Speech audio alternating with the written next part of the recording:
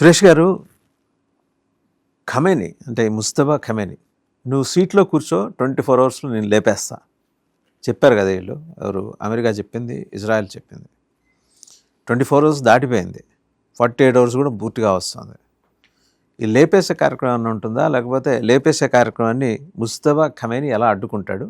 And వాళ్ళకి ఈ Islamic revolutionary guards corps వాళ్ళకి అనుబంధంగా పనిచేసే ఒక బసీజ్ అనే ఒక వాలంటరీ ఆర్గనైజేషన్, అది ఇస్లామిక్ మోరల్స్ని ప్రొటెక్ట్ చేయడం కోసం అని చెప్పేసి ఉన్న ఒక విధ్వంసకర సమూహం. అది వాళ్ళు చాలా బలంగా ఉంటారు. వీళ్ళు ఎలా ఈ పరిస్థితులను హ్యాండిల్ చేయబోతున్నారు? ఒకటి, లాస్ట్ 24 గంటల్లో ప్రెసిడెంట్ ట్రంప్ ఇచ్చిన స్టేట్మెంట్ తర్వాత యుద్ధం ఆగిపోయిందని చెప్పిన తర్వాత బహుశా ముస్తఫా ఖమ్నీ కొంచెం హాయిగా నిద్రపోవచ్చు వాళ్ళ రాత్రి. ఆయన ఆల్రెడీ అటాక్ జరిగిన రోజు ఆ కాంపౌండ్ ఉన్నారంట.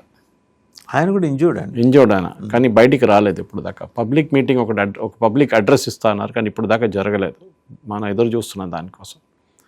కానీ ఏం జరగబోతుందంటే బేసిక్లీ ఇప్పుడు ఇంకా అమెరికా ప్రొవోక్ ఉండడానికి ఇజ్రాయెల్ దగ్గర చెప్తారు, మీరు ఏం చేయకండి, ఇప్పుడు ఇంకా సిచ్యువేషన్ ఇంకా దారుణం అయిపోతుంది. ఆయన మీద కొట్టారనుకోండి, మళ్ళీ మిగతా గల్ఫ్ కంట్రీస్ మీద అంతా మళ్ళీ ఇరాన్ పట్టుకోబడతారు, మళ్ళీ ఆయిల్ సప్లైస్ డిస్టర్బ్ అవుతుంది, మొత్తం యూరోప్, యుఎస్ ప్రతి దేశం ఇంపాక్ట్ అవుతుంది దీంతో. ఇప్పటికేం చేయకండి అని చెప్పి. ఈ టైం దొరికితే Mustafa will become all powerful డెఫినెట్గా.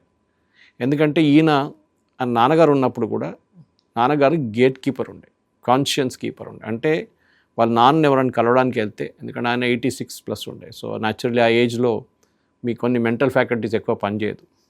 ఈయననే కొన్ని నిర్ణయాలు తీసుకున్నారంట అప్పుడు కూడా. ఈవెన్ దో ఆయన అయతొల్లా రేంజ్లో లేరు, ఈ was only mid level cleric.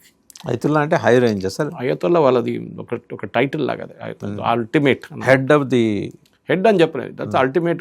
వాళ్ళ హైరార్కీ అయతొల్లా ఖొమేనీ. దాని తర్వాత ఈవెన్ ఖమ్నీ ఇప్పుడు చనిపోయిన ఆయన మొన్న, even he took over, he was not an Ayatollah. ఆయన అయతొల్లా కాదు ఆ టైంలో. తర్వాత ఆయనకి టైటిల్ ఇచ్చారనమాట, ప్రమోటెడ్. సో ఈయనకు కూడా అదే బహుశా జరగవచ్చు. కానీ ఇప్పుడు జరిగే పరిస్థితుల్లో నేను అనుకుంటాను, నా అంచనా ప్రకారం ఖమ్నీ కొంచెం మోడరేట్ అయిపోతారు. ఇరాన్లో మీరు సౌదీ అరేబియాలో చూసిన మార్పులు బహుశా ఇరాన్లో కూడా జరగవచ్చు. అప్పుడు ఇజ్రాయెల్ కానీ యుఎస్ కానీ కొంచెం చల్లబడిపోతారు. ఒకటి, వీళ్ళ కంప్లీట్ ఆర్మ్ ఫోర్సెస్లో నేవీని, ఎయిర్ ఫోర్స్ని ఫినిష్ చేసేసారు. ఈవెన్ వీళ్ళ ఇస్లామిక్ రెవల్యూషనరీ గార్డ్స్ కూడా చాలామంది చనిపోయారు. దాని ఎగ్జాక్ట్ కౌంట్ మన దగ్గర లేదు. మీరు చెప్పిన బసీజ్ వాళ్ళు కూడా ఐఆర్జీసీ కిందనే పనిచేస్తారు, వాళ్ళు కూడా బహుశా చాలామంది చనిపోయి ఉంటారు. ఇప్పుడు ఒక స్టెబిలైజేషన్ రావాలంటే ఇరాన్కి యుఎస్తోని ఒక కాంప్రమైజ్కి రావాల్సి వస్తుంది. ఇప్పుడు దాని గురించి నిన్న యుఏఈ అంబాసిడర్ ఇండియాలో ఉన్న ఆయన కామెంట్ కూడా చేశారు. మోదీ గారు ఒక ఫోన్ కాల్ కొడితే, మిర్జా గారు ఒక ఫోన్ కాల్ కొడితే అయిపోతుంది, వీళ్ళిద్దరు మాట్లాడు. ఎస్ పాసిబుల్, కానీ మోదీ గారు చేయాలని లేదు, ఎవరైనా చేయొచ్చు. Somebody who can play the role. Oman ఉండొచ్చు, అట్లాంటి రాజ్యాలు ఉండొచ్చు. బేసిక్లీ ఇరాన్ ఒక కాంప్రమైజ్కి రావాల్సి వస్తుంది, అమెరికా కూడా కొంచెం కాంప్రమైజ్కి రావాల్సి వస్తుంది. ఒకటి, న్యూక్లియర్ ప్రోగ్రామ్ ఆపేయాలి. I think Iran was almost ready. మీరు ఆ రోజు అటాక్ జరిగిన రోజు, శనివారం రోజు, ఒమాన్ ఫారిన్ మినిస్టర్ స్టేట్మెంట్ చూడాలండి. ఏం చేస్తున్నారు పిచ్చోళ్ళు, మేము already we came to an agreement, almost అగ్రిమెంట్కి వచ్చిన తర్వాత ఎందుకు కొట్టారు ఇప్పుడు అని చెప్పేసి. సో బహుశా దేవర్ ఆల్రెడీ రెడీ. ఇరాన్ వాళ్ళ న్యూక్లియర్ ప్రోగ్రామ్ని ఆపేస్తాము, ఓన్లీ వాళ్ళ పవర్ ప్లాంట్ ఒకటే నడిపించుకుంటాం, మిగతా మేము we will hand over the uranium to IAEA, ఏదైనా థర్డ్ పార్టీ. అది జరగవచ్చు. నేను ఆప్షన్స్ ఇస్తున్నాను, 1, 2, 3, 4, 5, 6. First thing, America, Israel top most concern వీళ్ళ న్యూక్లియర్ మెటీరియల్, అది హ్యాండ్ ఓవర్ చేసేస్తారు. 200 కిలోనో, 300 కిలో, 460 కిలో, వేరియస్ అమౌంట్స్ చెప్తున్నారు. దాని తర్వాత నెక్స్ట్ వీళ్ళ మిసైల్ అండ్ ఐఐఈకి, ఇంటర్నేషనల్ అటామిక్ ఎనర్జీ ఏజెన్సీకి హ్యాండ్ ఓవర్ చేయాల్సి వస్తుంది. వాళ్ళు మిగతా ఎవరిని నమ్మరు, వాళ్ళు ఈవెన్ ఐఐఈని కూడా నమ్మరు. కానీ వాళ్ళు బెస్ట్ సోర్సెస్ వాళ్ళు ఉన్న ఏకైక ఆప్షన్ అది. ఎందుకంటే ఇది ఎవరు తీసుకెళ్ళి పెట్టుకోలేరు కదా ఇంట్లో, అట్లాంటి ప్రోడక్ట్ కాదు యురేనియం. వాళ్ళు ఎక్కడ పెడతారంటే వాళ్ళు ఏదో వాళ్ళ దగ్గర they have facilities for that. ఎక్కడ ఉంది హెడ్ క్వార్టర్స్? అది Geneva. That is all they have. అదంతా వాళ్ళ దగ్గర ఉంటుంది అది, కానీ అక్కడ జెనీవాలు తీసుకెళ్ళి పెట్టుకోరు వాళ్ళు. They have facilities for that. IAE దగ్గర ఫెసిలిటీస్ ఉన్నాయి. కానీ ఇక్కడ నెక్స్ట్ యురేనియం కాగానే next one will be your missile production. దాన్ని ఆపడానికి చాలా మటుకు ట్రై చేస్తారు ఇప్పుడు. దాని కంట్రోల్ రెజీమ్లో తీసుకొస్తారు, మిసైల్ కంట్రోల్ రెజీమ్లో. అట్లా అంటే మీరు డ్రోన్ ప్రొడక్షన్ కానీ మిసైల్ ప్రొడక్షన్ కానీ ఆపాలని చెప్తారు. కానీ ఇరాన్ అది అంగీకరించరు. వాళ్ళ స్ట్రాంగ్ పాయింట్ అది. కానీ వీళ్ళకి ఇప్పుడు రా మెటీరియల్ ఎక్కడి నుంచి దొరకదు బయట నుంచి. దీనికన్నా ముందు ఇప్పుడు యూజ్ చేస్తున్న డ్రోన్స్ కానీ మిసైల్ ఇస్తుంది కదా సార్, కానీ ఎట్లా తీసుకొస్తారు? సోడియం పెర్క్లేట్ ఇచ్చింది. మీరు ఎట్లా తీసుకొస్తారు చైనా నుంచి? కార్గో ఫ్లైట్లో తీసుకొచ్చారు. ల్యాండ్ ఎట్లా చేయనిస్తారు? చేయనియర్ అంటారు. Only route is via Russia. Russia నుంచి అజర్బైజాన్ నుంచి రావచ్చు. నిన్న దాకా ఆ బార్డర్ క్రాసింగ్ క్లోజ్ చేశారు. అజర్బైజాన్ క్లోజ్ చేశారు, నిన్న ఓపెన్ చేశారు మళ్ళీ ఆ బార్డర్ క్రాసింగ్. సో రష్యా నుంచి తెప్పించుకోవచ్చు కావాలంటే ప్రొడక్షన్కి. కానీ రష్యా కూడా ఇప్పుడు ఎంకరేజ్ చేయరు.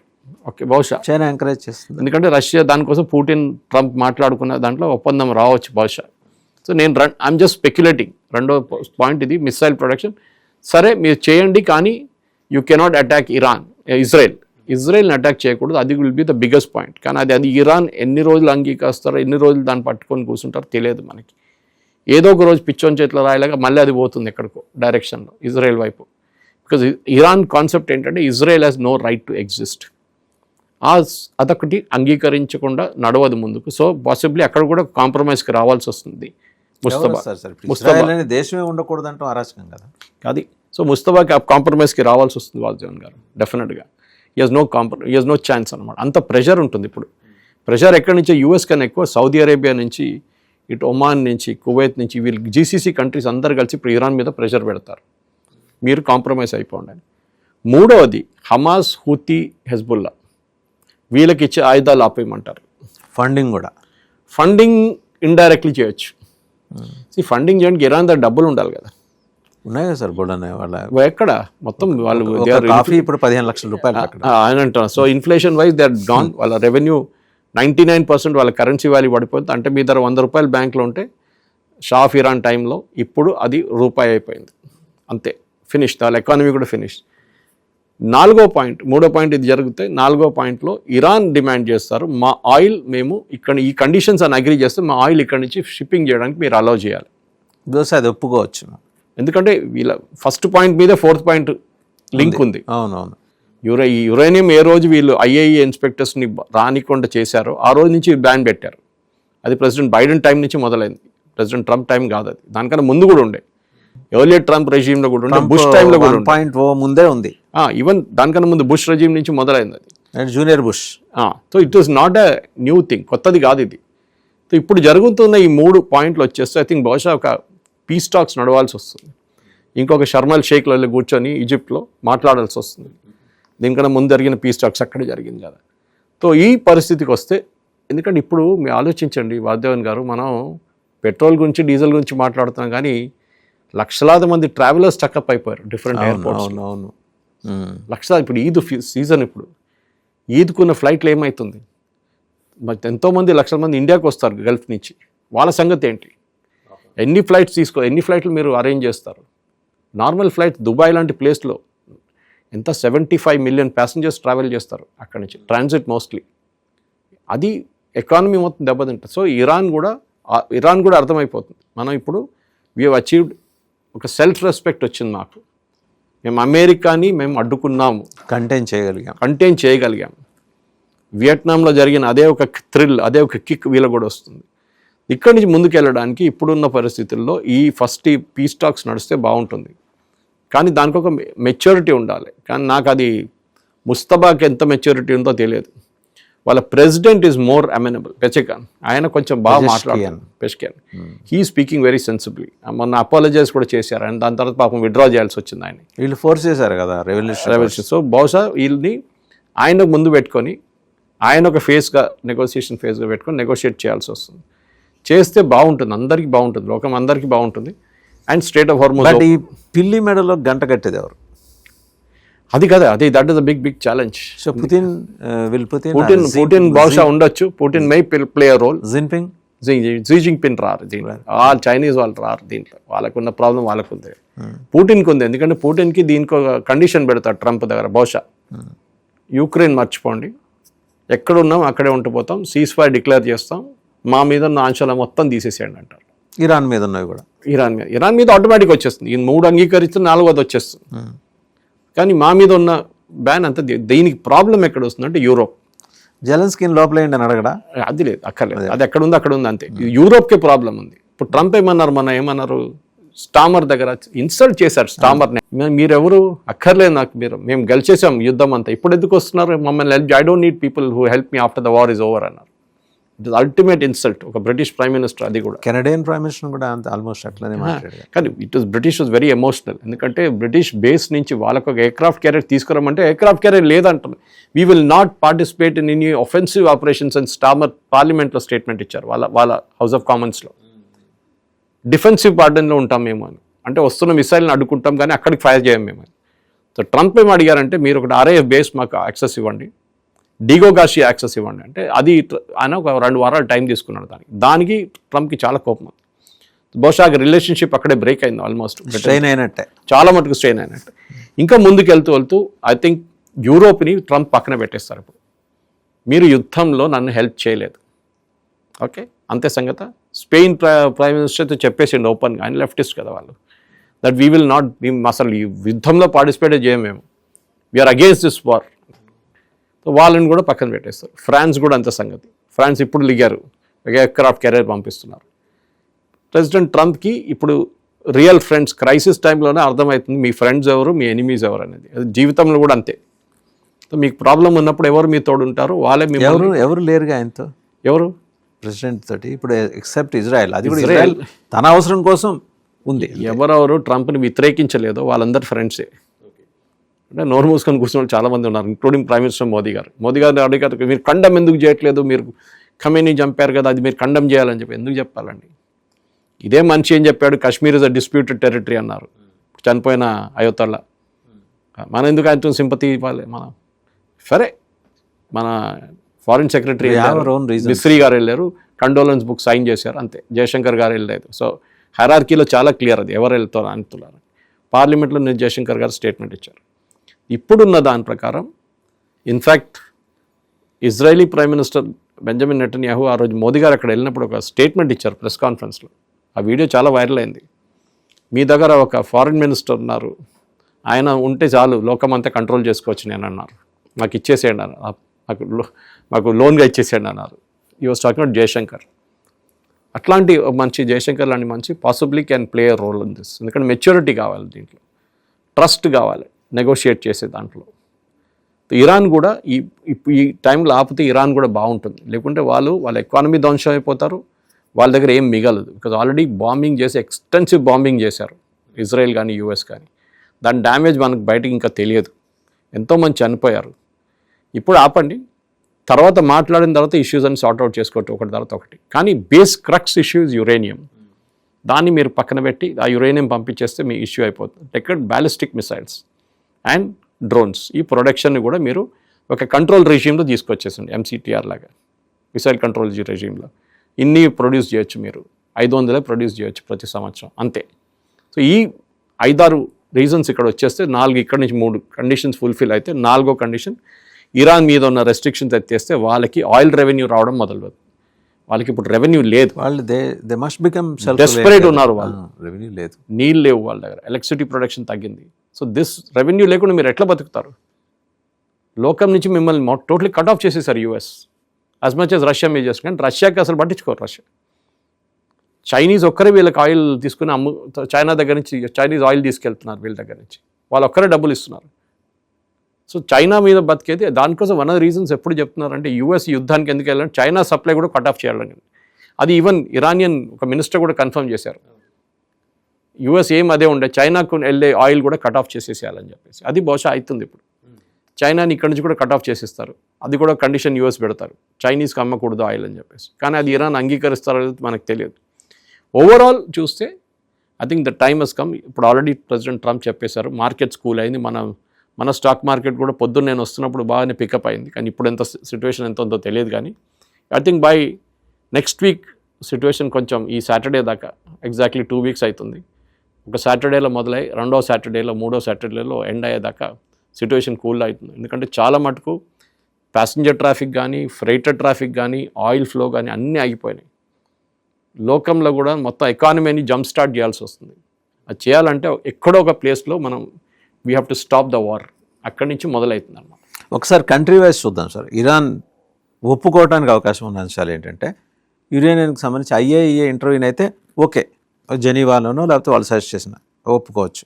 అండ్ ఇరాన్ డిమాండ్ చేసే అంశాలు ఏంటంటే మా మీద శాంక్షన్స్ కంప్లీట్గా ఎత్తేయండి, మేము ఎవరికి ఏం అమ్ముకుంటామో అది మాకు వదిలేయండి.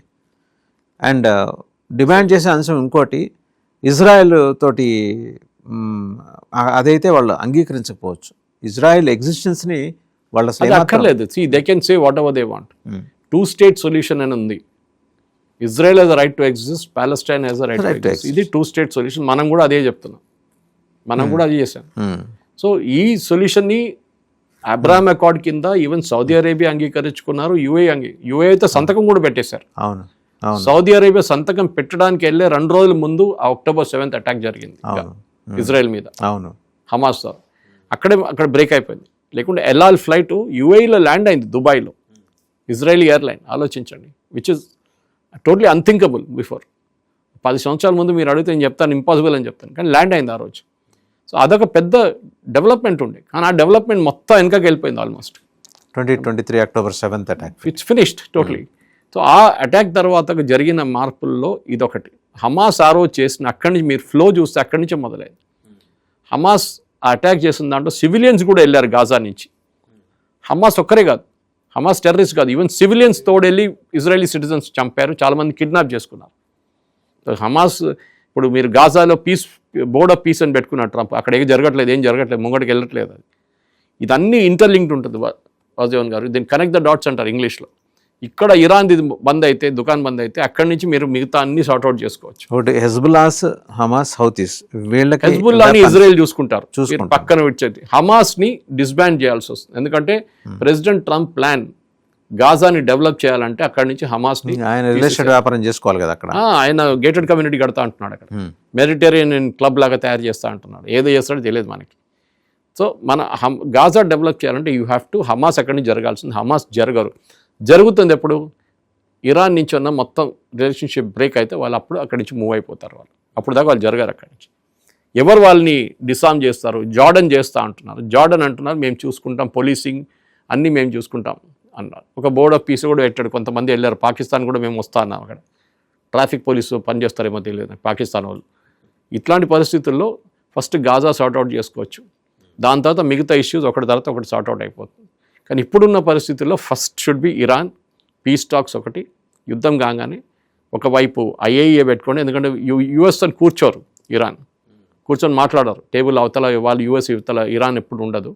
IAEAని పెట్టుకుందాం మనం. అండ్ దెన్ వాళ్ళ తర్వాత మిగతా ఒమాన్ లాంటి కంట్రీస్ కూర్చొని డిసార్మెంట్ గురించి మాట్లాడవచ్చు, మిసైల్ ప్రొడక్షన్ గురించి మాట్లాడవచ్చు. మీరు ఇజ్రాయెల్ని అంగీకరించక్కర్లేదు, that is up to you, that is your problem. కానీ ఇజ్రాయెల్ మీద దాడి చేయకూడదు. ఇజ్రాయెల్ కూడా అదే కండిషన్ మీద ఉంటారు. అది అగ్రి చేస్తారు లేదు, యాజ్ లాంగ్ యాజ్ హమాస్ అక్కడ పంపించకపోతే చేస్తాడు. మీరు ప్రెసిడెంట్ క్లింటన్ టైంలో అనుకుంటాను ఆ పీస్ అకార్డ్ జరిగింది. ఇస్సాక్ రబీన్ అండ్ మన పాలెస్టీన్ యాసిర్ అరాఫత్ గారు అందరికి నోబెల్ ప్రైజ్ వచ్చింది కదా దాంట్లో. అట్లాంటి ఇంకొక ఈవెంట్ కూడా జరగవచ్చు. ప్రెసిడెంట్ ట్రంప్కి అదే కావాలి కదా, ఒక నోబెల్ ప్రైజ్ కావాలి కదా ఆయనకి. ఆయన ఇంకో ఫోటో తయారు చేసుకుంటాడు అట్లా. ఒకవైపు ఇరానియన్ మొస్తఫా ఉంటారు, ఇంకోవైపు నెటన్యాహు ఉంటారు, నడుమిట్లో ట్రంప్ ఉంటారు. ఒక ఫోటో వస్తుంది, దాంతోపాటు ఒక నోబెల్ ప్రైజ్ వస్తుంది. ఆయనకు అది చెప్పేస్తే ఆయన డెఫినెట్గా చేస్తాడు ట్రంప్. యుద్ధం మొదలుపెట్టింది ట్రంపే, మరి ఫినిష్ చేసింది కూడా ట్రంపే చేయాల్సింది కూడా ఆయనే. అది ఇరాన్ డిమాండ్. అదే. సో ఈ మధ్యలో పీస్ టాక్స్లో ఎక్కడన్నా ఒక స్టేల్మేట్ వస్తే దాన్ని అడ్రస్ చేయడానికి మోదీ గారిని ఏమైనా పిలిచే అవకాశం ఉందా? అంటే గల్ఫ్ నేషన్స్ అయితే they are showing interest on Modi కదా. కరెక్ట్ కాదు, అది యుఏ చెప్పారు, అందరు అంగీకరించాలి కదా, ఎస్పెషల్లీ ఇరాన్ అంగీకరించాలి. End of the day Iran is very close to Oman. ఒమాన్తోని వాళ్ళు ఇప్పుడు దాకా వాళ్ళ రిలేషన్షిప్ గల్ఫ్లో అన్ని దేశాల కన్నా ఒమాన్తో రిలేషన్షిప్ బాగుంది. ఆల్రెడీ వాళ్ళు మాట్లాడుతున్నారు, వాళ్ళు పీస్ టాక్స్ ఉండే, జెనీవాలో పీస్ టాక్స్ జరిగింది, కానీ సడన్గా ఇది నడుమిట్లో వచ్చినప్పుడు ప్రాబ్లం అయింది. ఇప్పుడు మళ్ళీ రీస్టార్ట్ చేయాల్సి వస్తుంది దాన్ని అనమాట. ఎందుకంటే ఇనఫ్, ఈ వార్తో అర్థమైపోయింది, చాలా లెసన్స్ ఉన్నాయి. మనం బహుశా నెక్స్ట్ 2-3 ఎపిసోడ్లు మాట్లాడుకోవాలి, what are the lessons from this war. Right, అది చాలా ఇంపార్టెంట్. ఎందుకంటే లెసన్స్ నేర్చుకోకపోతే మళ్ళీ మనం అదే తప్పు మళ్ళీ చేస్తాం. మనం అంటే ఇన్ ద సెన్స్ ఇరాన్ యుద్ధానికి పోతారో వాళ్ళు, ఇరాన్ కావచ్చు, ఇజ్రాయెల్ ఎవరైనా కావచ్చు, అమెరికా కావచ్చు. థ్యాంక్ యూ సురేష్ గారు. Thank you. ఒక ఇంట్రెస్టింగ్ అంశం అనమాట ఈ డెవలప్మెంట్ ఏంటంటే 11 రోజులైంది. 11 రోజులైన తర్వాత బుద్ధుడికి బోధివృక్షం కొంత జ్ఞానోదయం అయినట్టు ఆయనకి వైట్ హౌస్లో జ్ఞానోదయం అయింది. ఎవరికి? ట్రంప్కి. సో ఈ యుద్ధంలో మనం గెలవలేదు, గెలిచామని భ్రమించాము అనుకున్నాం, కానీ వాస్తవం అది కాదు. అలాగని ఇరాను గెలవలేదు, లాభపడింది మాత్రం ఇజ్రాయెల్. సరే, ఇప్పుడు సురేష్ కొచ్చాట్ల గారు అన్నట్టు ఉన్న పాసిబిలిటీస్ అన్నీ ముందర పరిచారు. ఒకటి అర్జెంటుగా అక్కడి నుంచి ఆ 250 కిలోలు ఉందా, 450 కిలోలు ఉందా యురేనియం అక్కడి నుంచి తీసుకెళ్ళాలి. ఐఏఈ, ఇది ఇంటర్నేషనల్ అటామిక్ ఎనర్జీ అసోసియేషన్ వాళ్ళు తీసుకుపోతారు, ఎక్కడో చోటు చేస్తారు. నెక్స్ట్ బ్యాలిస్టిక్ మిసైల్స్, డ్రోన్స్ తయారీ నుంచి ఉపసంహరించుకోవాలి ఇరాన్. సరే, దానికేవో మళ్ళీ క్లాజులు ఉంటాయి కొన్ని. అది అయిపోయిన తర్వాత ఇజ్రాయెల్ మీద ఇరాన్ దాడి చేయకూడదు, ఇజ్రాయెల్ కూడా ఇరాన్ మీద దాడి చేయకూడదు. కండిషన్ ఏంటి ఇక్కడ? హమాస్ అనే ఒక ఉగ్రవాద సంస్థని ఇజ్రాయెల్ నుంచి మొదట తరిమి బయట పడేయాలి, ఎక్కడే ఏ సముద్రంలో పడేయాలి. అప్పుడే ఒప్పుకుంటుంది ఇజ్రాయెల్. ఇది అలాగే మా మీద పెట్టిన శాంక్షన్స్ అన్నీ ఎత్తేయాలంటుంది ఇరాన్, ఎత్తేస్తారు. ఇదంతా మధ్యవర్తిత్వం వహించేది ఎవరు? ఒకళ్ళు అవకాశం ఉంటాయి, పుతిన్ గారు. ఎందుకంటే ఆయనతోనే కదా గంట సేపు మాట్లాడి ఏం చేయాలో పాలుపోవట్లేదు, అనవసరంగా దిగాను, బయటికి రావడం ఎట్లాగో తెలియక దొరికిపోయానని చెప్పుకున్నాడు. ఎవరికి చెప్పుకోలేక ఆయన చెప్పుకున్నాడు. ఆయనేమన్నాడు? ఉక్రెయిన్ మా యుద్ధంలో నువ్వు ఇన్వాల్వ్ కామాక, మేము చూసుకుంటామని. సో ఆయన ఎక్క తగ్గుతాడు. యూరోపియన్ కంట్రీస్ కూడా పెద్దగా ఈరోజు ఆయన వెంబడి నడిచే పరిస్థితి ఏం లేదు, ట్రంప్ వెంబడి ఏకాగా అయిపోయాడు. నాటో నేషన్స్ ఎటు ఏమి వినే పరిస్థితి. ఎవరితో సఖ్యత ఉంది ఆయనకి? యూకే ప్రైమ్ మినిస్టర్ని ఆయన్ని అవమానించాడు. సో ప్రపంచంలో ఉన్న వాళ్ళందరూ తన బానిసలు అనుకునే ఒక విధానానికి ట్రంప్ తాత్కాలికంగా అయినా టెంపరీగా ఆయన స్వస్తి చెప్తాడని అనుకోవట్లా. చేస్తే ప్రస్తుతానికి ఆయన ముందున్న సమస్య నుంచి బయటపడతాడు, లేకపోతే అమెరికన్ సమాజం ఆయన్ని దుమ్మెత్తిపోస్తుంది. ఇది సురేష్ గారి విశ్లేషణ. Thank you very much sir.